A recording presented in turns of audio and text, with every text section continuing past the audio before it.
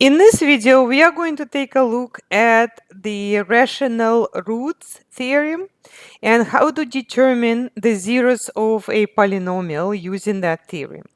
So first, let's look at this. This is a cubic polynomial. So this is x cubed plus 3x squared minus 33x minus 35. Okay, so the first thing you're gonna do is figure out all possible rational zeros. You're gonna start with the last number, which is called a constant term. So this one doesn't have an x. So I can see that that's negative 35. What I need to do is list all possible factors of negative 35. Actually, it doesn't really matter whether it's negative or not, because I am just going to put plus minus. So it could be a positive or a negative. Rational root theorem would not tell you whether it's going to be positive or negative, so it potentially could be any. And what I need to do is find the factors of 35.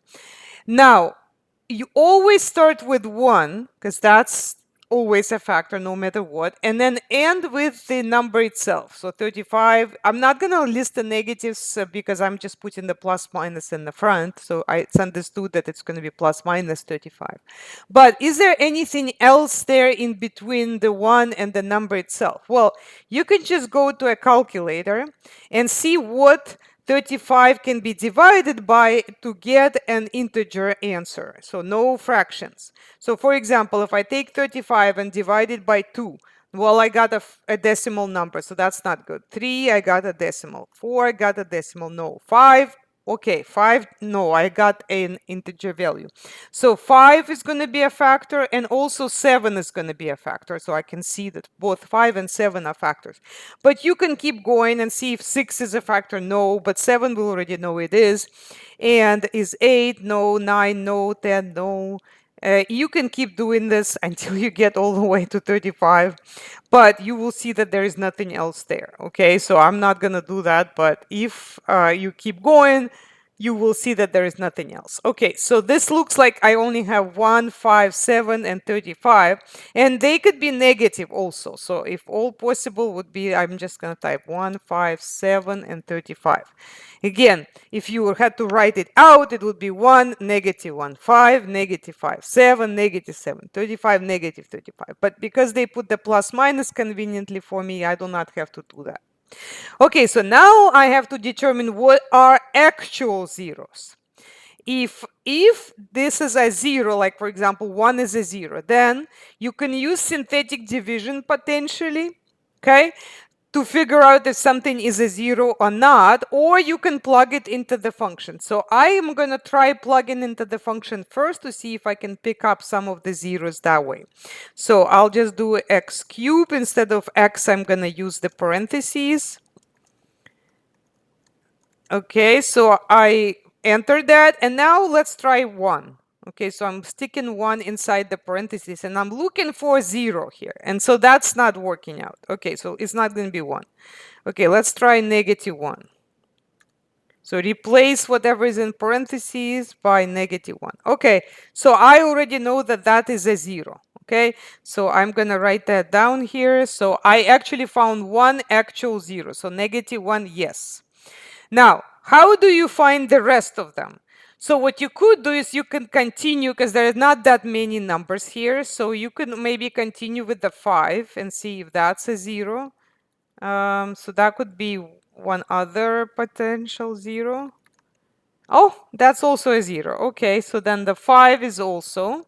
And remember that for a cubic polynomial, you cannot have more than 3 zeros. Okay, so I already found 2, so that I'm looking for one more, or possibly one of them has multiplicity 2.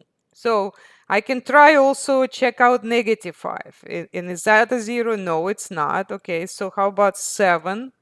So let's check out 7 and see if maybe that's a 0. No, it's not. Okay, so how about negative 7?